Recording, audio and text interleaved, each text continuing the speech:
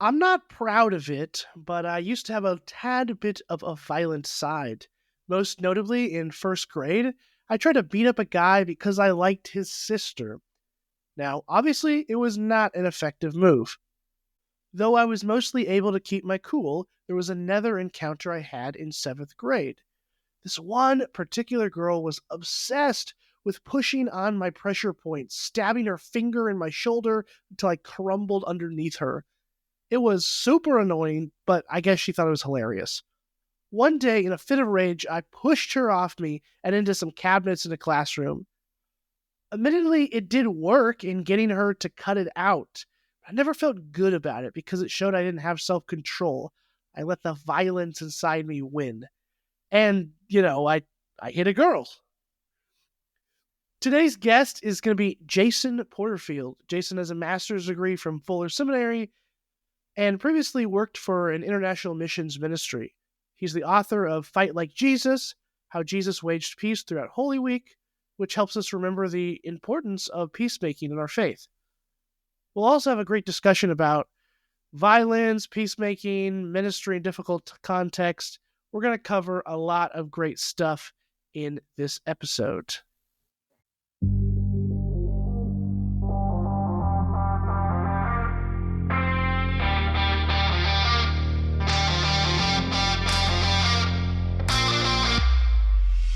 Our culture runs on values contrary to Christ. We're surrounded by a million voices competing for our attention. Even in our own churches, sometimes our eyes aren't firmly on Jesus. So one question remains: who or what do you truly worship? Welcome to the Smashing Idols podcast. I'm Jake Doberenz, and this is your call to break free from the things that pull you away from Jesus Christ. Each week I chat with theologians, ministers, cultural thinkers, and everyday believers to uncover how modern idols sneak into our lives and how we can smash them to pieces. We're not here for surface-level faith. We're here to dig deep, challenge the norms, rediscover what it means to follow Jesus with everything we've got. So if you're ready to kick distractions to the curb and embrace a faith worth living, you've come to the right place. And hey, don't forget to check out jakedoberenz.com/podcast to catch every episode and subscribe to the newsletter. So, you ready? Let's start smashing those idols.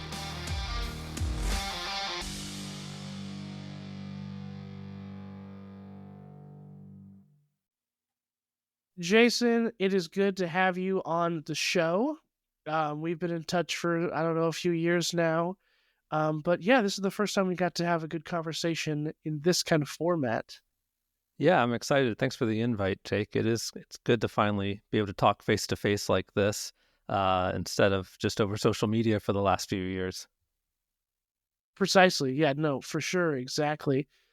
Well, and I enjoy your book. I was on the launch team for all that back in the day. And so, Fight Like Jesus, which is a great name too, by the way, for a book. A little bit jealous, like, ooh, that's a good title, but it's okay. You probably wrote it better than I could ever, so you can have it, all yours. Thanks, Jake. Well, let's just go right in because we got some really cool stuff to discuss today and get to. So, Jason, a world-shattering event happened just as you started college. A few weeks into your freshman year, 9/11 happened. How did that impact you and your beliefs at the time? Tell us that story. Yeah, this proved to become the formative event of my college years. I still remember it was a Tuesday morning. I was getting ready in my dorm room when I heard someone down the hall shout, "Turn on the TV." So I turned on my little 13-inch box TV and tuned it to NBC News. I think the only channel I could actually get reception for. And I remember watching the news anchors that morning talking into the cameras, and behind them was one of the Twin Towers smoking on the top floors. And they were grappling with, was this an accident or was this intentional? And as they were talking about this, looking into the cameras with the Twin Towers behind them, I saw the second plane come into view and crash live into the second tower. And when that happened, we all knew this was not an accident. And so it was a Tuesday morning. We were supposed to have chapel in just a little bit. This was at a Christian college, Messiah University up in Pennsylvania. And so I took off from my dorm room and I ran as fast as I could. Uh, but no one's ever looked at me and said, now that guy there, he's a runner. And so by the time I got to chapel, numerous other students had beat me to tell the chaplain, Evie Telfer, what had happened. And I remember that day we sat in chapel just in stunned disbelief. And then in silence afterwards, we all walked to our first class. And then class got canceled a few minutes into that for the day. That event just profoundly shook my college campus. This was a historically Anabaptist school founded by the Brethren in Christ Church, a Peace Church tradition. But the majority of students and staff were not from Anabaptist backgrounds, including myself. Grew up Southern Baptist, both parents in the military.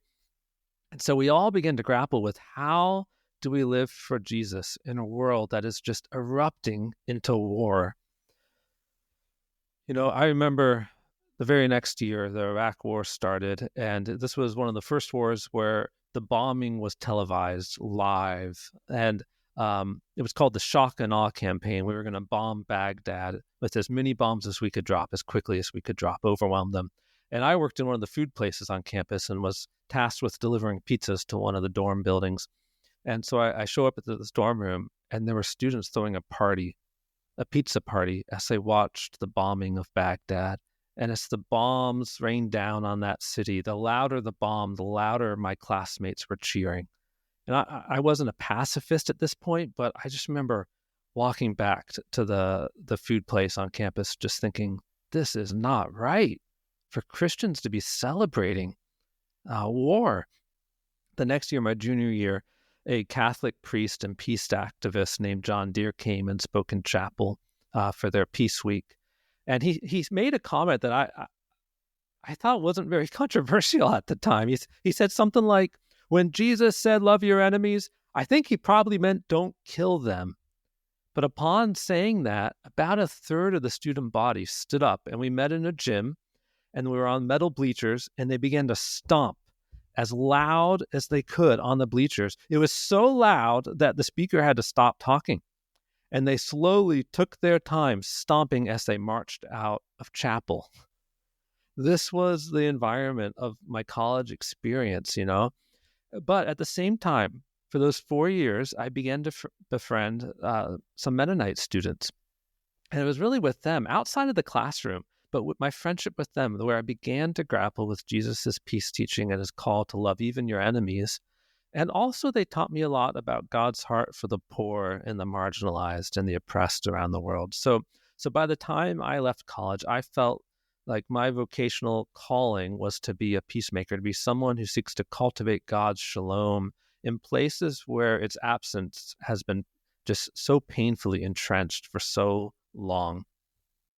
Well, thank you so much for sharing. That is a phenomenal introduction to the topic today. I can't imagine.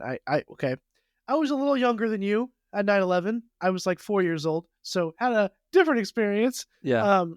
But I grew up where that war was normalized for almost my entire childhood, basically. Like that was just that was normal, and yeah, that is really interesting. I didn't come to these peace traditions until much later, but thank you for sharing that experience, that journey. And I gotta say, it doesn't surprise me some of the reactions of the other students there. Watching that footage and reading that chapel, that doesn't surprise me. And when I look out into the world, or look through the window called X or whatever, Facebook, I see that. I see that kind of reaction a lot. Wow. Yeah. Our country is so divided today, but back then it was about as united as I've ever seen it. Nothing unites a people like a good war, right? Quote unquote good war. And so it was at the peak, it was about 88% of Americans approved of the war in Iraq. And I felt that on my college campus. Anyone who questioned the validity of that war were outcasts as a very vocal and small minority. I believe that. Yes, war brings us together in a strange way, for sure. Well, maybe we can kind of start with some, softball questions. Was the early church big fans of violence? Did they see violence and war as great ways to follow the teaching of Jesus and accomplish their mission. And if they didn't like violence, like, why not? Like, take us to those first couple hundred years. What was the relationship with violence like? Yeah, great question. After college, I joined a missions group called Servants to Asia's Urban Poor, and I'm sure we'll talk more about that later. But I moved to Canada's poorest neighborhood. But about a year into that, my home church in Pennsylvania invited me to come back and speak in November. And I didn't find out until a couple days beforehand. It didn't connect the dots that the Sunday they asked me to preach on was Veterans Day, November 11th. Well, I was the church's lone pacifist. I mean, multiple military bases around the church, and so a substantial military presence. And, I think today in my 40s, I would probably have gone to the senior pastor and say, hey, we both didn't realize it was Veterans Day. Maybe you want someone else to speak. But back then I just thought, oh my goodness, God, why did you have me speak on this of all days, And I still vividly remember that service. This was the church that was financially supporting me as a missionary. All my financial support came from them. And so that day, I remember we sang some very patriotic hymns. We pledged allegiance to an American flag in the service. During communion, we watched a video that culminated at the end with 3 warplanes flying over the silhouette of Golgotha, the crosses, with red, white, and blue smoke. And then it was my turn to preach. And I was really gentle. I don't have a very controversial side to me, but I basically said something along the lines of, as Christians, Jesus calls us to even love our enemies, and let this day serve as a reminder to try to work for peace, even if you think violence is okay as a last resort. So why do I tell you that story when you ask about the early church? It's because on the very day when now so many churches pause to celebrate those members in their church who have had the courage to fight on behalf of their country, the church has actually paused on that very day, November 11th, for centuries to remember the life of a Christian who refused to fight. It's the saint day for Martin of Tours. Martin famously said on the day before battle, "I am a Christian. It is not permissible for me to fight." And he said he'd rather stand unarmed in front of the enemies and risk being killed. I'd rather be slain than slay. And that's really the mindset of the early church. I think Clement of Alexandria said it best. He said, above all, Christians are not allowed to correct by violence sinful wrongdoings. And I think these words sum up really well the church's original stance on violence. Like, under no circumstances, be it war, vengeance, or even self-defense, were Christians permitted to harm another person. And this was not just some marginalized stance of a few in the early church. Like, there's not a single writing that we have found from the first 3 centuries in which the writer advocates otherwise. So let me I'll tell you a few quotes. Justin Martyr, he said, "We," speaking of the church, "who had been filled with war and mutual slaughter and every wickedness, have each one, all the world over, changed our instruments of war, swords into plows and spears into farming instruments." Tertullian had some great lines. He said, "Christ, in disarming Peter, disarmed every soldier." And he went on to say, "The Christian does not hurt even his enemy." Origen, another early church leader, said, "Christians do not go forth as soldiers with the emperor, even though he demands it." And so some Christians today like to say, well, Christians didn't join the military because they were a small persecuted minority. But here's Origen saying the emperor is pleading with us to join, and even so, we're not joining. And perhaps my favorite is Cyprian, another early church leader. I like to think of him as the accidental English rhymer. He said, "God designed iron for tilling, not killing." And so, I'm glad you asked this question, Jake, because, it was a passion of mine, especially a few years back, to really study the early church teaching on violence and war. And there are 6 or 7 really good academic books, a few hundred pages each, that if you can get past all the commentary, they're full of amazing quotes. And so a few years back, I created a free resource. It's just a PDF on my website, jasonporterfield.com. I think if you scroll to the bottom of the homepage, you can get it there. And it's just called 100 Early Christian Teachings or 100 early Christian quotes on not killing. It's a one-page introduction and then just 100 quotes from the early church. For 1,700 years, we've mainly sidelined the church's very clear teaching on violence. And I just wanted to create a resource so that we could listen to their words once again. Well, I'm glad you brought up that resource because I was going to bring that up as well. Because you look at all this stuff, and you're like, oh, overwhelmingly, this was kind of it. And then people changed and different things happened that we won't have to go into. I feel like I've referenced that a couple times. In previous episodes, we've talked about nonviolence and Christian nationalism and stuff like that. So, there are other episodes to go into that. But yeah, it's an uncomfortable truth that I think makes a lot of people uncomfortable, especially when you talk about veterans. I think a lot of people get really squirmy because that's another one of those things. I would say that kind of unites us. Republican, Democrat are all kind of pro-military and veterans and things like that. And so it becomes really uncomfortable to kind of say something against that. But I appreciate you bringing some of that context out for us. Maybe I'd add for any pacifists listening, I think it's telling that the person who Jesus said had the greatest faith was a Roman centurion. But I think you can only understand that passage if you know the answer to the question, to whom did Jesus say that? He didn't actually say that to the centurion himself. It says that Jesus turned to the crowd of his fellow countrymen following him, his fellow Israelites, and said to them, "Indeed, I haven't seen such faith like this, not even in all of Israel." So I can commend the courage and the bravery and the selflessness of many in the military, including my own parents, while disagreeing with their belief that violence can be redemptive at times, or that sometimes it's a necessary last resort. But it's a good reminder for those of us who consider ourselves pacifists, or at least are aspiring to be pacifists, to remember that some of the people with the greatest faith and faithfulness in following Christ we will find out one day were soldiers.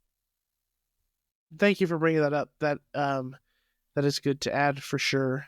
How we interact and treat people that have those different viewpoints on such an important matter.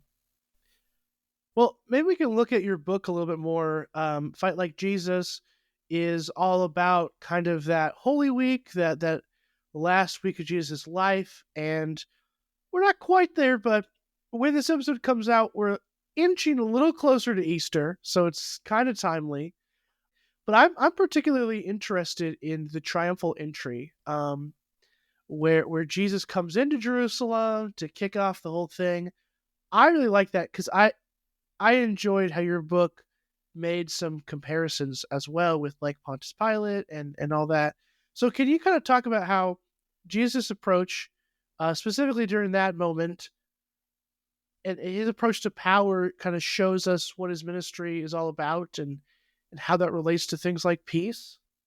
Yeah, thanks, Jake. That's a great question. It really gets to the heart of why I wrote that book, Fight Like Jesus. It's a book that looks at how Jesus confronted injustice, called out oppressors, and contended for peace on each day of Holy Week. Although for Jesus and his contemporaries, they didn't call it Holy Week. It was the start of the week-long Passover festivities. So Palm Sunday, Triumphal Entry, that's the beginning of Passover. And as your listeners may recall, Passover was a holy time to remember God's historic liberation of his people from an oppressive superpower, Egypt.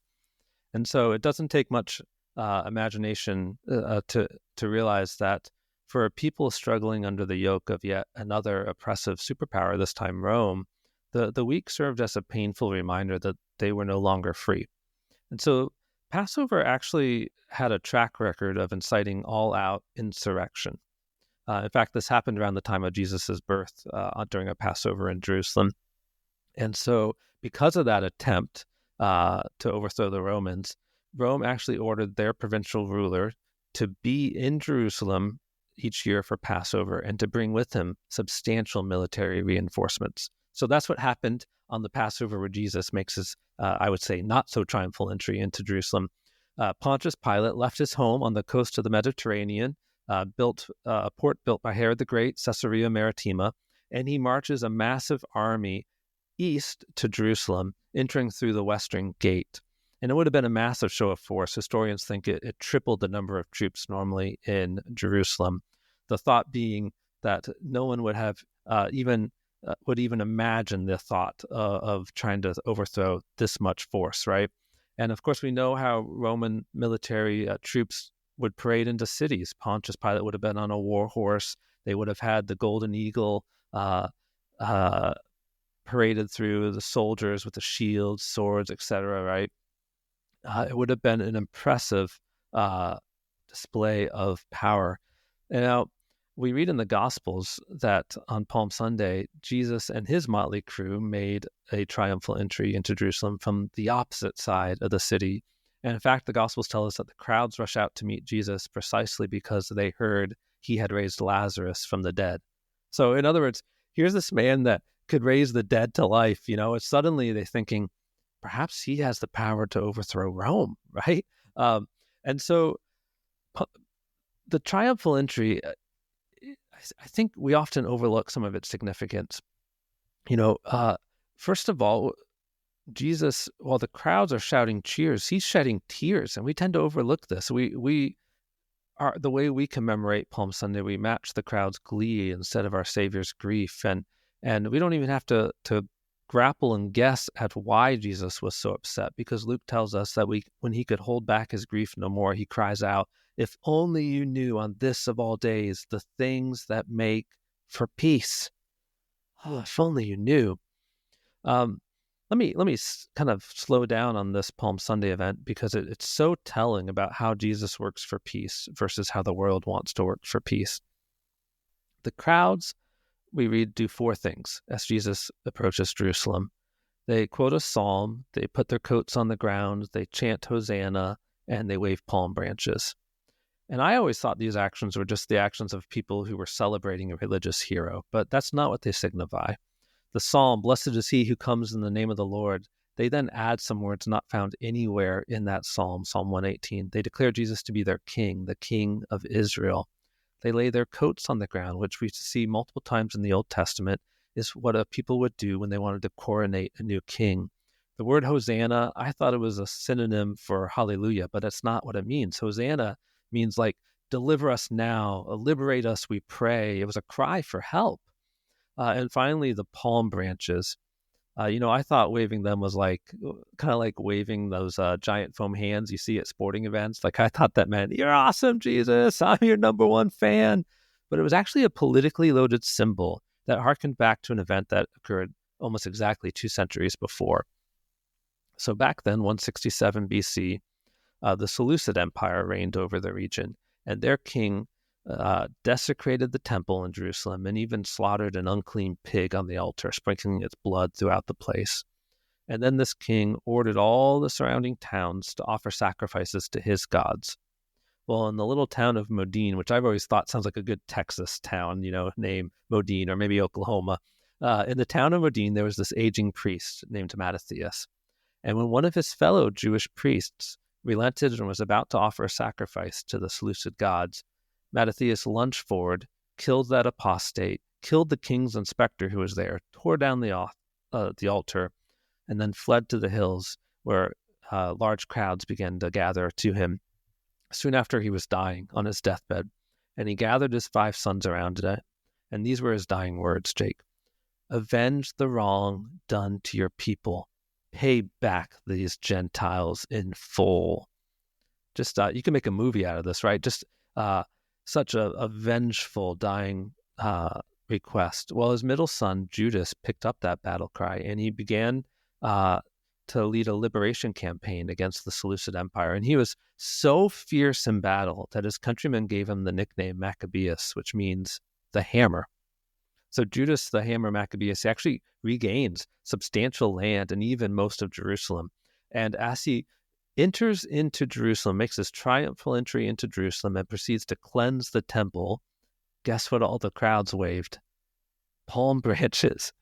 And from then on, palm branches became a definitive symbol of Israel's quest for liberation. They would actually mint it onto their coins with the battle cry for the redemption, the liberation of Zion.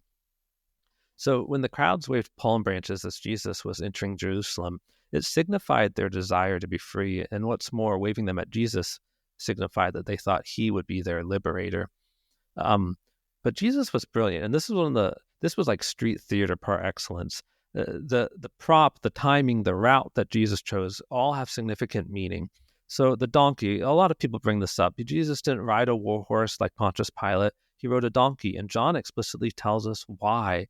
It was to fulfill Zechariah's vision of the coming peaceable king who would remove the weapons of war from his own people, his own nation, and speak peace to all nations. That's the prophecy in Zechariah 9.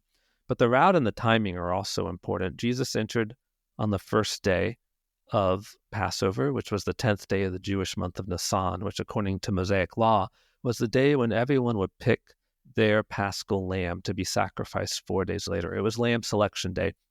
And we know from historical records the sheep were primarily supplied from Bethlehem.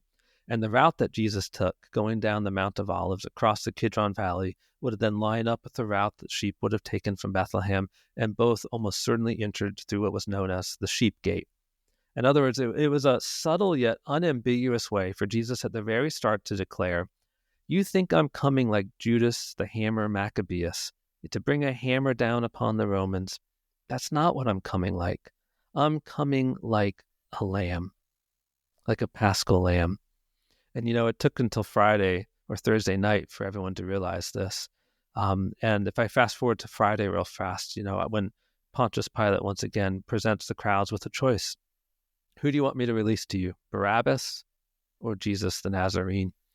And I think we can only understand the significance of that decision when we know what Barabbas was in jail for and what's the significance of his name.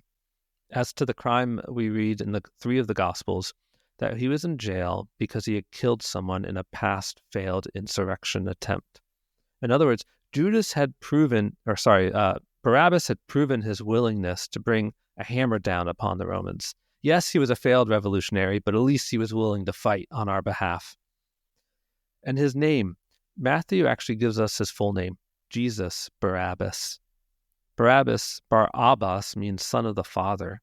This is a presentation of 2 competing ideas of who the Messiah should be, who's actually anointed by God. Jesus Barabbas, who's willing to fight on behalf of our country, or Jesus the Nazarene, who's willing to be killed but never to kill. And when we realize that Jesus would not pick up the hammer and to bring it down on our enemies, we picked up the hammer and we nailed Jesus to a cross.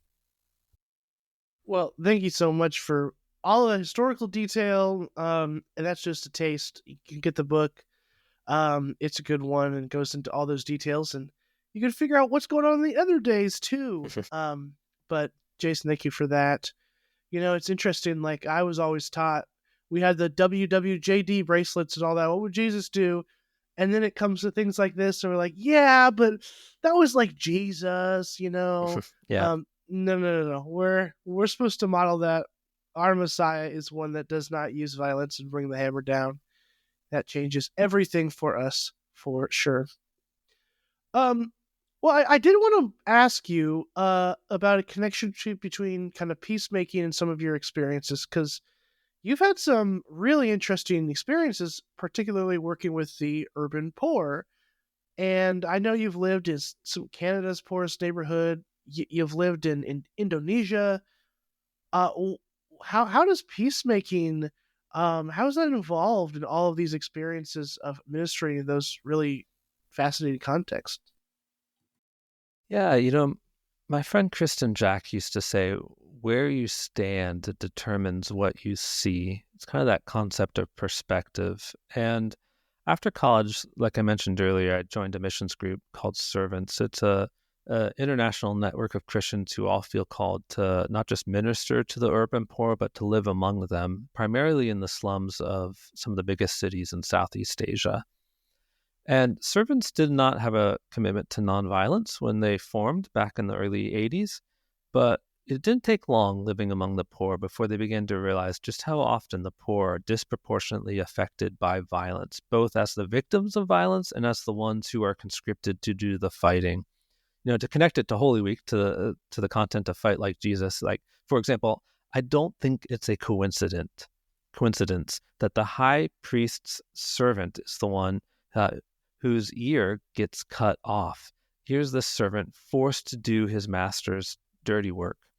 In the United States, I've lived in 3 impoverished inner city neighborhoods in Wichita, Philly, and Los Angeles. And in each place that I've lived, each neighborhood I've been in, there's been at least one military recruitment center within a mile of the place. And almost every day you could see recruiters going around door to door. I've never seen that in an affluent suburb. When I first joined Servants, like you just mentioned, I moved to Canada's poorest neighborhood, the downtown east side. And like I said earlier, I thought of myself as a peacemaker, someone whose sense of vocation was to cultivate shalom in this place where it was painfully absent. But I quickly realized I had no idea how to cultivate peace. Just 2 weeks after I arrived, the jury trial began in a nearby courthouse for Robert Pickton, the man that we would all soon learn was Canada's most prolific serial killer. He had butchered and fed to his pigs the bodies of 49 women from my neighborhood. My neighbors were afraid, they were depressed, they were angry that the police hadn't intervened sooner. Pair with that just how strong the drugs were in my neighborhood, the poverty, the mental illness. And it just quickly felt like too much for me.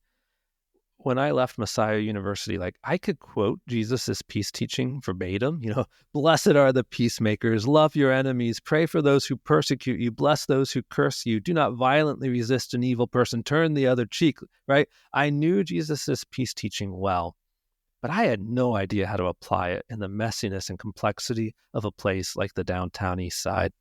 And so it was actually in a church on a Palm Sunday that I began to read the gospel accounts of that triumphal entry. And that's when I noticed Jesus's lament. If only you knew the things that make for peace. And that was the cry of my heart, to learn from Jesus how to make peace. And that's when I felt like God said to me, I want you to study the greatest peacemaker's greatest week, what we call Holy Week. A third of the Gospels focus on that final week of Jesus's life. Half of the Gospel of Mark focuses on it. In other words, Holy Week's the main stage on which we get to see Jesus put all of his previous peace teaching into action. We get to see Jesus apply that teaching. And so that's why, I spent a good 10 years just trying to learn from Jesus and how he worked for peace during Holy Week for the sake of being able to be a better peacemaker on the ground. Well, I already knew this, but you are a very interesting person. You have had some pretty interesting encounters and experiences. But mostly thank you so much for your heart for this work. It's difficult work, but we appreciate that. We're nearing the end here, but I'm hoping you could kind of give us a little real quick 101 on peacemaking, like end on a practical positive note here. What does it look like most of us, let's just assume, aren't going to go live in the slums. What does it look like to kind of be peacemakers? Yeah, great question. Mother Teresa used to tell people when they'd ask if they could join her, sometimes she'd say yes, but she'd often say, Calcuttas are everywhere. If you only have eyes to see, find your Calcutta, right? So most of us are not going to go live in the slums of Asia. But I think the real challenge is for us to ask, how can we work to be peacemakers in our own locality, the place that we call home? To answer that question, I liked how you asked it in the plural. How can we be peacemakers today? I think on our own, we can talk about peace and demand justice. You see this all the time on Twitter and social media, but in community, we can actually embody peace and do justice. We can collectively model on a small scale the change that we're seeking to cultivate on a grand scale, or to use theological language, we can be the church.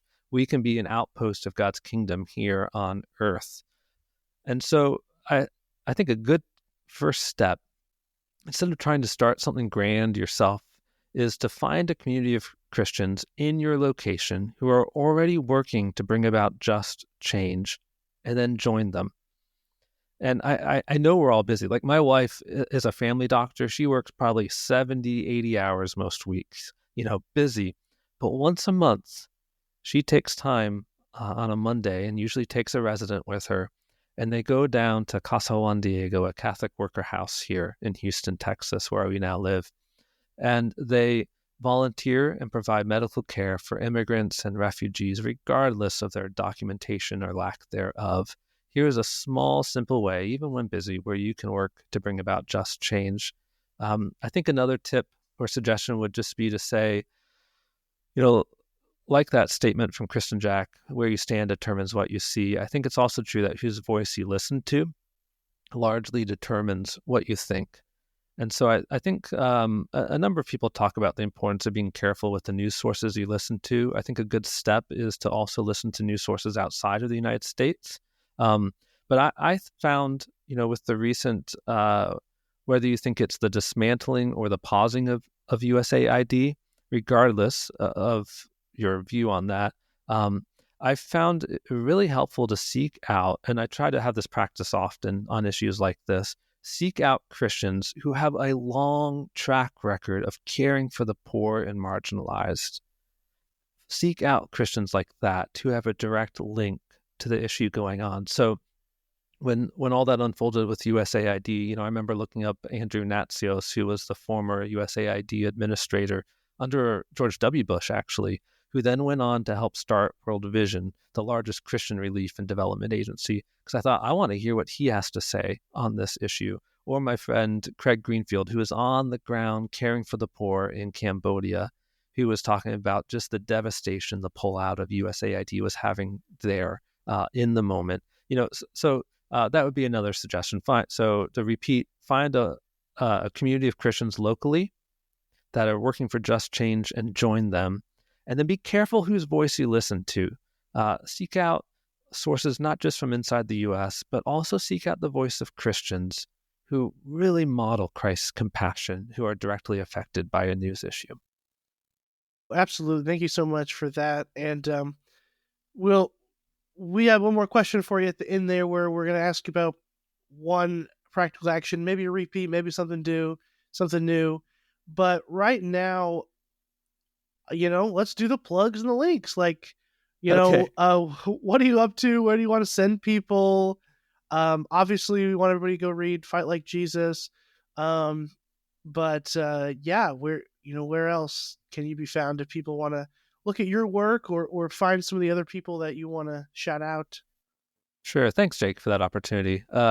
You can find me on some social media, Facebook, Blue Sky, Instagram, my website, jasonporterfield.com. Again, there's that free PDF, 100 Early Christian Quotes on Not Killing. I think you have to give your email to get it, but I send out like one email a year, so you don't have to worry about getting flooded with in your inbox. Like you said, Fight Like Jesus. But I especially want to highlight a book that I actually didn't write. My friend Kristen Jack, who I've already mentioned a couple times, perhaps the best example I personally know of a Christian peacemaker who spent over 20 years in the slums of Cambodia, and then when he returned to his home country of New Zealand, worked with at-risk youth. He wrote a brilliant novel, historical novel, a couple years ago, and but he had terminal cancer. And so about a year and a half ago, I worked with him all fall to try to finish edits on his novel and see it through publication. And by God's grace, he was able to celebrate the publication of that book, though the very next day he lost his battle with cancer. Fire and Faith is the name of the book, and it tells the story of a real-life 16th century theologian and ethicist. His name's Sebastian Castellio, and it talks about his calls for religious tolerance and dialogue, which actually sparked a violent backlash from his one-time colleague and friend, the renowned Protestant reformer John Calvin. So I've actually been working with a voice actor in the UK to get this novel turned into an audiobook. And Keith Higginbotham, he has done a phenomenal job. And I think around the time that this episode releases, or maybe a couple weeks after that, the audiobook will finally be live. So again, that's Fire and Faith. And it is a phenomenal story that really speaks into so much of the divisiveness in our church today and has some really great lessons. That's so cool. Thank you so much for sharing that. Yeah, definitely go to your website, get that. Those 100 quotes. Those are really fun to see. And then check out your friend's book. Yeah, Fire and Faith. And we'll put all that in the show notes. You know the drill, podcast stuff. So, yeah. But Jason, we're wrapping up here. So as we close, leave the audience with just one practical action they can do this week to live out their faith fully for Jesus. That's such a great question. Let me make one comment and then I'll get very, very practical. You know, some leaders will make direct appeals to their followers to hate the other side, but I think the more cunning leaders have found that the more effective way, instead of making a direct appeal to hate, is to try to convince their followers that it's the other side that hates them. It's the other side that's at war with everything they stand for. It's the other side that's trying to destroy and is threatening their way of life. Because once you've convinced your followers of that, then such leaders can sit back and watch as the human tendency to respond in kind takes care of the rest. And I think everyone listening to this podcast that lives in the United States can agree that right now we are divided as a nation. So here's my practical suggestion for how to live faithfully for Jesus today. Schedule a time in the next month to have coffee or a meal with a Christian that you know who holds a different political view than you. Don't debate them. Just ask clarifying questions. My church has a motto. We seek to listen well in order to learn so that we can love better. Listen, learn, love. That would be my challenge for your listeners and for myself. Yes, for sure. That is a good challenge for all of us. Most definitely. Well, thank you so much, Jason, for all the wisdom you brought us today. We just have one last thing to do on the podcast. I like to encourage people to share the episode and today's sharing challenge. We'll just go based off what you said. Let's share this episode with somebody that might kind of disagree with you on something, might be on a different side of things, somebody that you want to let them know about all this cool, fun history facts about the Passover week, that the Holy Week where Jesus died. So share that episode with them and do all the rate and review podcast stuff. But wow, absolutely great, Jason. Thank you tons for being on and sharing these cool stories and wisdom. Thank you, Jake.